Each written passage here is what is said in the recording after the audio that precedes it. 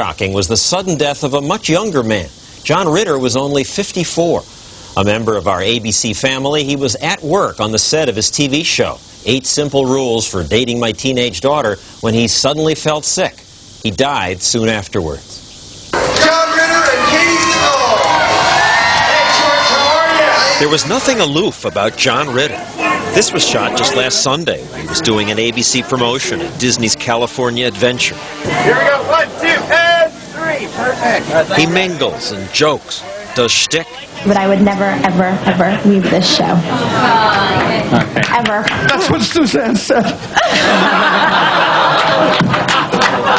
I promised I wouldn't do this. He enjoyed people, but was wary of celebrity. Thanks, sweetie. Where's The this? celebrity stuff is completely empty. Now, it's nice, some of the perks of being a celebrity and all of that, but I equate it for being out in the sun.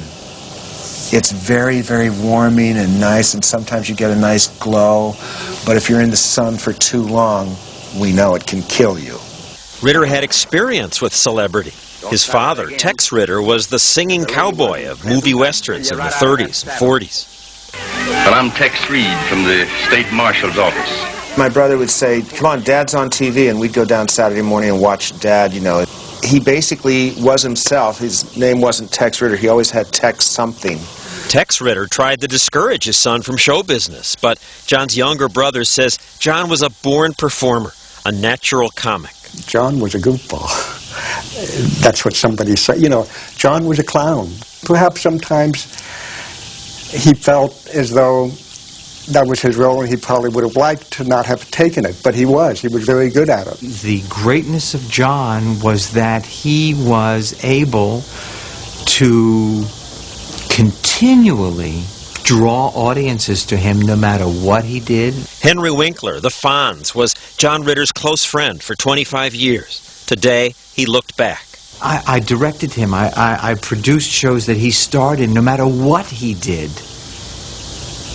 he brought to it an energy and a spirit that was just, aren't we lucky that we're here, and isn't this terrific? Ritter's talent was obvious early. Nina Foch was his drama teacher in college. He's one of my most memorable students, one of my most satisfying students, because anything you gave him to do, he could do it. After school, he landed small parts in several TV series, Whatever songs you think best will be. then got his real break when he won the role of a preacher on The Waltons. That's quite all right. Then, in 1975, Ritter got the part he's best known for. He beat out 50 other actors, including Billy Crystal, to land the lead of a new series called Three's Company. He, Suzanne Summers, and Joyce DeWitt shared an apartment. To avoid raised eyebrows about co-ed living, Ritter's character let the landlord think he was gay. Oh, yes. Are you crazy, moving in with 2 girls? Not in my building. Wait a minute, at all. it'll be strictly platonic. Well, I don't care what it is. What does that mean? Like you and me, Stanley. John Ritter proved his talents went beyond comedy. He played a variety of roles on TV, in movies, and on Broadway. He was a detective, a gay store manager, a womanizing alcoholic. John Ritter should be on television. John Ritter should be in movies. John Ritter should always be performing. He's just good. I think he's better than just about everybody out there. If you talk to John, just have a serious conversation with him, he can do drama as well as anybody. Maybe I shouldn't stay over here. Actor and writer Billy Bob Thornton worked with Ritter in both TV and film. He's one of the good guys. He's one of the people that you root for. He deserves so much. He's a kind-hearted person, a great soul, a great talent, and my friend.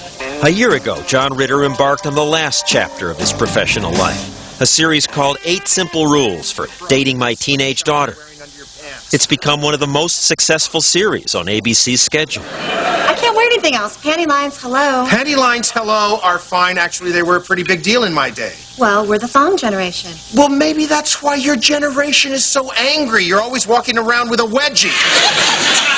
In real life, John Ritter had 4 children, a daughter with his current wife, Amy Yazbek, and 2 boys and a girl with his former wife, Nancy Morgan.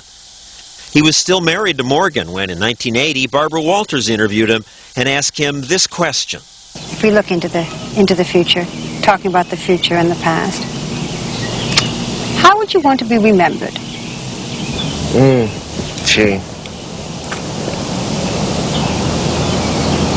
I keep hearing my dad's voice going, now be humble, son. Just as a guy who was interested in the golden thread that intertwines all of us together. You know, that golden thread that goes through me and you and the cameraman and all the people out there and back through Nancy, that what an artist can do, or anyone can do if their willingness to pluck that. And either it makes you laugh or it makes you cry. It's that golden thread of humanity, and I'd like to be remembered as maybe a guy who plucked a few of those